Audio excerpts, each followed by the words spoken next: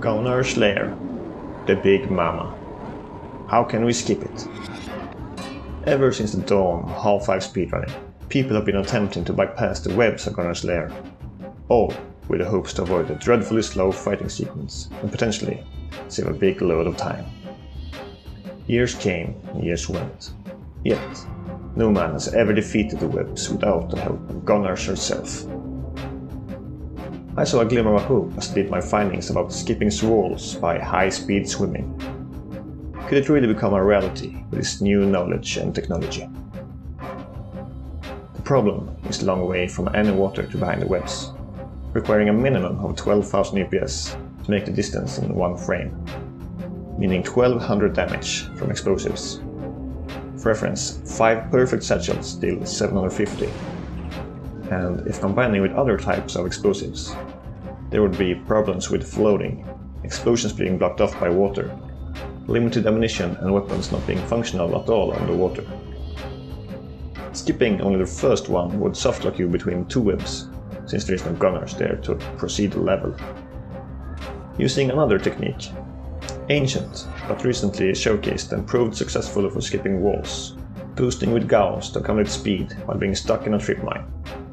The problem here is that Gauss cannot be used underwater, only partly submerged, and that skybox water usually goes all the way from the top of the map, vertically, far away from the place where I want to go, and Gauss can only boost horizontally.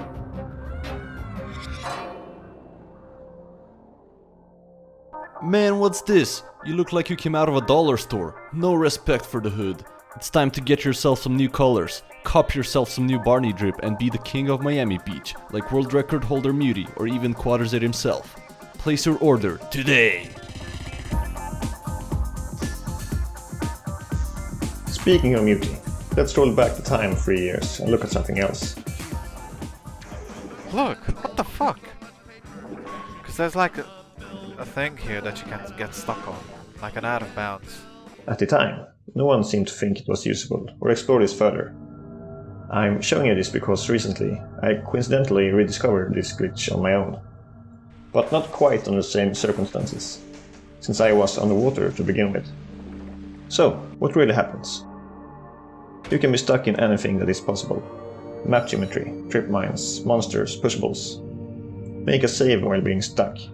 Then somehow get into water by walking or loading another save, and while being in the water, load the stuck save again.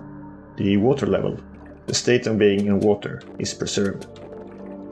But more importantly, this also works the other way around, preserving air state into water, making weapons such as Gauss work wherever you are. Once you get unstuck, you get back into water state and the water movement code with the ability to skip walls. The last piece of the puzzle to skip Gonarch has been put, and in hindsight, it's too simple.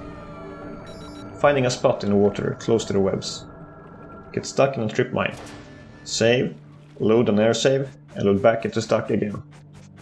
Build velocity, lower FPS to 20, and trigger a trip mine to get unstuck. With the correct velocity and frame time, you will end up behind the webs. Gonarch's Lair's webs isn't the only place for this combination of tricks. It can also be used on questionable ethics to completely skip escorting the scientist from the lab to the surface tension door, together saving over a minute. And maybe there's even more to find, but let's save that for another time.